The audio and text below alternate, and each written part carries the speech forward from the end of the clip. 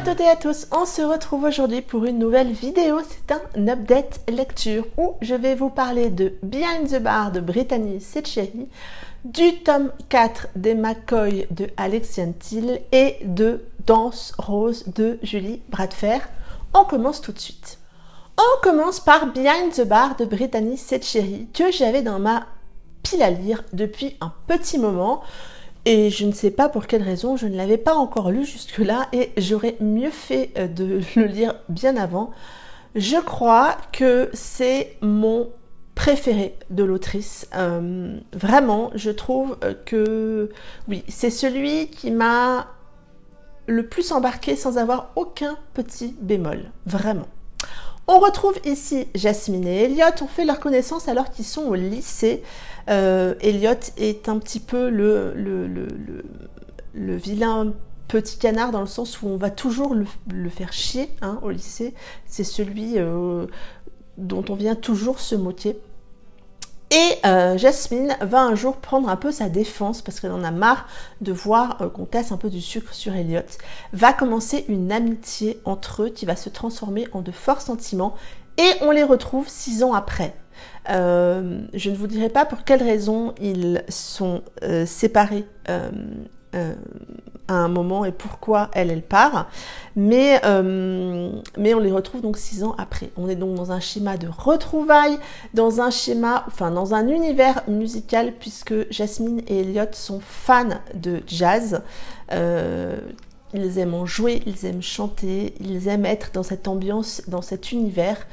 Et ça plane vraiment tout autour du roman. J'ai beaucoup aimé voir cet univers de jazz qui n'est pas un univers qu'on voit dans beaucoup de romans. Et j'ai trouvé en fait que ce roman prenait les tripes. Il y a des sujets qui sont abordés auxquels je ne m'attendais absolument pas, qui sont les sujets dont on doit parler et je trouve que l'autrice a réussi à les aborder avec émotion sans qu'on rentre trop dans le pathos. Attention, il y a des scènes qui sont un petit peu compliquées à lire, je trouve, ça m'a moi personnellement vraiment chamboulé et malgré ça, l'autrice arrive à amener de la lumière dans cette histoire, de l'espoir dans cette histoire.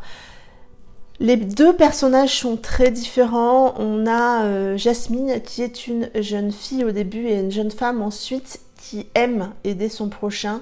On essaie de la mettre dans un moule, sa mère essaie de la mettre dans un moule et elle vit un petit peu là-dedans et elle trouve une espèce de bulle d'oxygène au contact d'Elliot. Et lui, au contraire, est très renfermé du fait qu'il soit au lycée. C'est un peu compliqué pour lui. Il trouve vraiment refuge dans la musique et cette passion commune va les rapprocher, va les aider et va les faire avancer. J'ai trouvé aussi qu'on avait de super personnages secondaires. Je pense à la maman d'Elliot, je pense à sa sœur, je pense vraiment tout l'entourage d'Elliot est plein de bienveillance. Je pense aussi au beau papa de Jasmine que j'ai beaucoup aimé. Bref, il y a cette bulle qui se crée autour des deux personnages principaux avec ces personnages secondaires et je trouve qu'on avance bien tout le long dans le roman avec ces personnages. C'est pas juste à un moment particulier ils sont là. Non, ils sont là du début à la fin. Ça amène beaucoup... je vous dis, ça donne cette notion de clan, de bulle entre eux et moi j'ai beaucoup aimé.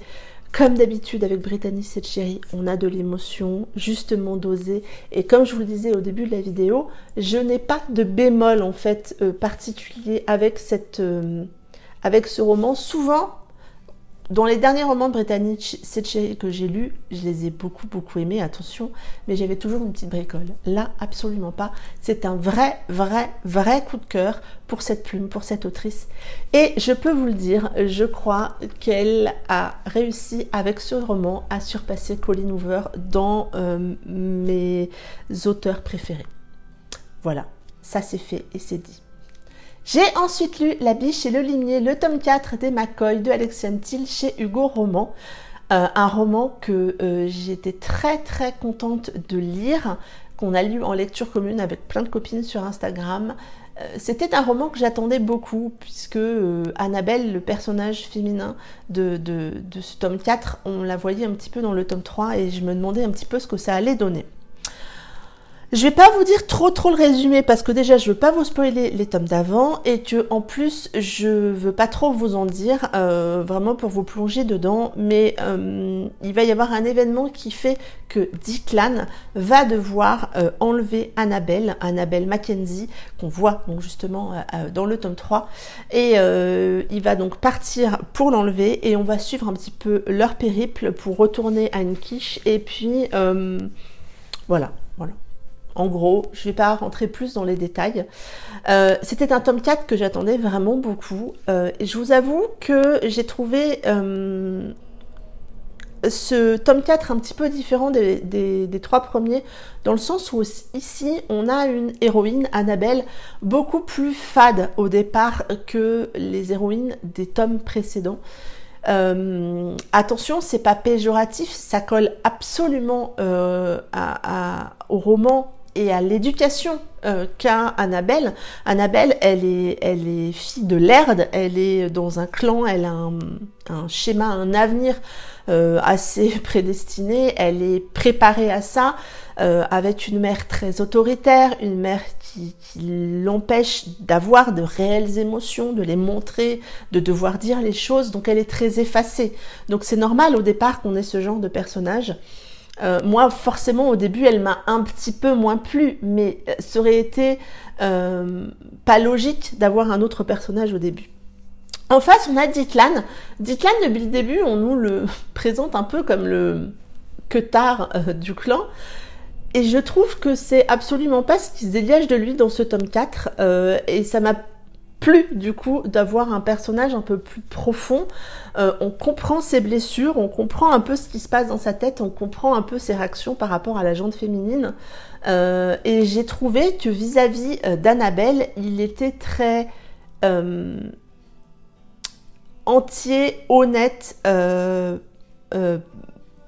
patient dans tous les sens du terme, avec beaucoup de respect pour elle. Il a en face de lui une fille de Laird.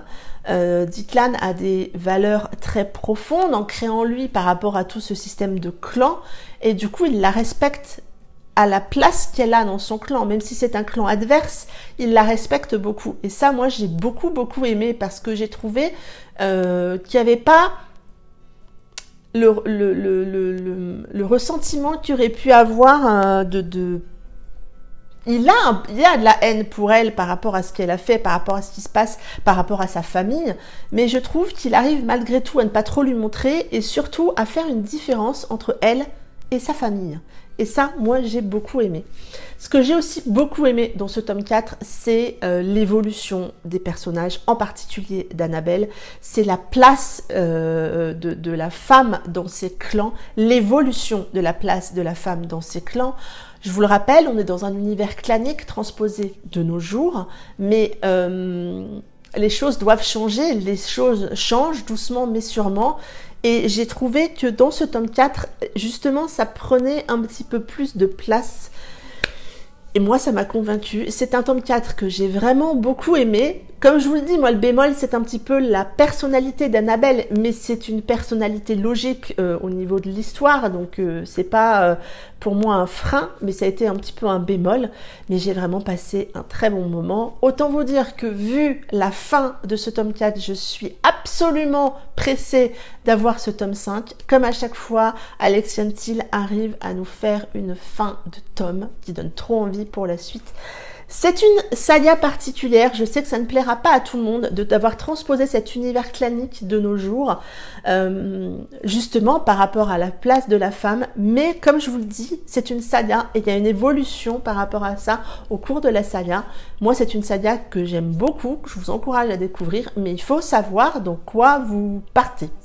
Et le dernier roman dont je veux vous parler, c'est Danse Rose de Julie Bradfer aux éditions Nisha. Ce roman est un très joli coup de cœur doudou. On va suivre Rose. Rose qui est une jeune femme assez peu sûre d'elle. Elle vient d'apprendre qu'elle avait perdu son boulot et en rentrant dans son appartement, dans le sien et celui de son petit ami, elle le trouve avec une autre femme. Donc le même jour, Rose perd son boulot, quitte son mec, plaque tout et part vivre en attendant de pouvoir se retourner chez sa sœur. Chez sa sœur, elle va faire la connaissance des voisins. Et les voisins, il y a Noah. Noah est un jeune homme assez taciturne, assez renfermé, qui fait face à une situation compliquée actuellement pour lui et sa famille. Et au contact de Rose, il va un petit peu avoir un sentiment de bien-être.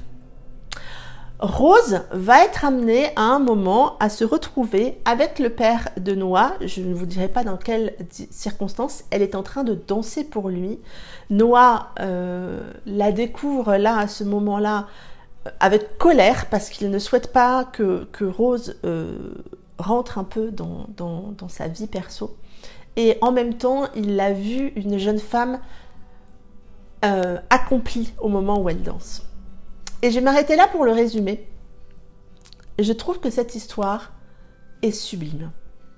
Elle est pleine de douceur, pleine de poésie. On a un personnage féminin qu'on ne peut que aimer. Moi, personnellement, je l'ai beaucoup aimé parce que je pense qu'on a toutes en nous un petit bout de Rose. Un petit bout de « je ne suis pas assez ». En tout cas, moi, ça a particulièrement résonné en moi. Peut-être un petit peu plus en ce moment où il y a des moments un petit peu plus de doute. Et elle m'a particulièrement touchée. J'ai vraiment eu envie de la prendre dans mes bras et de lui dire « Viens, on va avancer ». Et en face d'elle, elle a Noah. Et je pense que si on avait un petit peu plus de Noah dans le monde tournerait mieux. Parce que Noah est plein de bienveillance, il est plein de patience. Il a tellement envie que Rose s'envole en quelque sorte, que Rose se dévoile, que Rose se montre, que Rose soit plus sûre d'elle, parce que quand Rose est sûre d'elle, Rose, elle resplendit, elle rayonne. Rose, elle est tellement solaire quand elle danse que...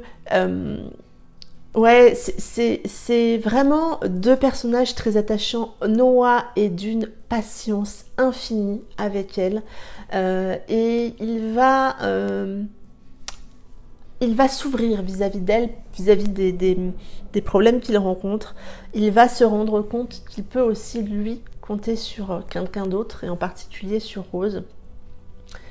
C'est une plume que je connaissais déjà, puisque j'avais lu Promets-nous, qui avait été une très très très bonne lecture. Et là, cette plume toute douce, avec une histoire sublime, qui vous transporte vraiment. Moi, ça a été plein d'émotions. C'était juste parfait. Attention, c'est un roman qui aborde des sujets compliqués. On a un avertissement au début du roman de la part de Julie Bradfer. Et c'est un roman vraiment qui m'a fait du bien, mais c'est un roman qui aborde des sujets compliqués, des sujets tristes, des sujets poignants. Mais... tout ça avec le côté solaire de Rose, la bienveillance de Noah. Vraiment, ce sont deux personnages que j'ai beaucoup, beaucoup aimés. Et je vous le redis, si on avait un petit peu plus de Noah sur Terre, tout irait beaucoup mieux. C'en est tout pour cette vidéo. J'espère que je vous aurai donné envie de découvrir ces romans ou que vous les avez déjà lus et que vous partagez ou pas mon avis. Dites-moi tout en commentaire, je me ferai un plaisir de vous répondre. Et moi, en attendant, je vous souhaite de très très belles lectures. Prenez soin de vous et je vous dis à très bientôt pour une prochaine vidéo. Bye bye!